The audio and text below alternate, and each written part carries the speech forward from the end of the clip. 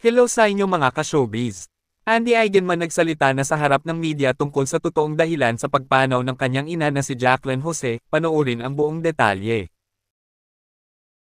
Umiiyak na humarap sa media si Andy Eigenman ngayong Lunes ng hapon, March 4, 2024, upang magbigay ng pahayag sa biglaang pagkamatay ng kanyang ina, ang biteranang aktres na si Jacqueline Jose o Mary Jane Gok sa totoong buhay.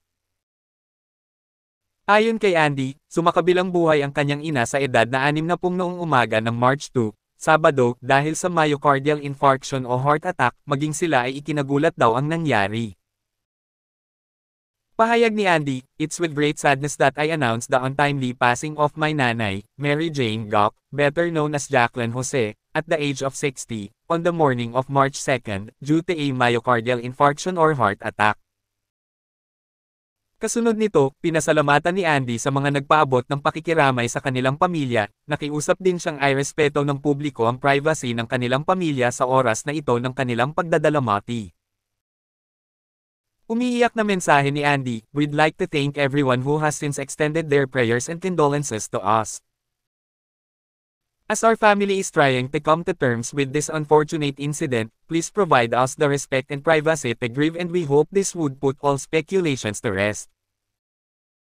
We'd just like to say that her undeniable legacy will definitely forever live on through her work, through her children, grandchildren, and the many lives she's touched. As she herself, her life itself was her greatest obra maestra." Bukod kay Andy, naulila rin ni Jacqueline ang isa pa niyang anak na si Gwen Gok. Si Andy ay anak ng multi-awarded actress sa namayapa na ring aktor na si Mark Hill. Habang si Gwen naman ay anak ni Jacqueline sa miyembro ng bandang The Don na si Kenneth Ilagan.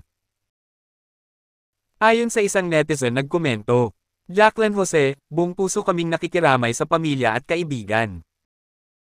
Maraming salamat sa inyong pakikinig, ito ay galing sa aming reliable source, ito ay katotohanan at may pagkukunang leksyon.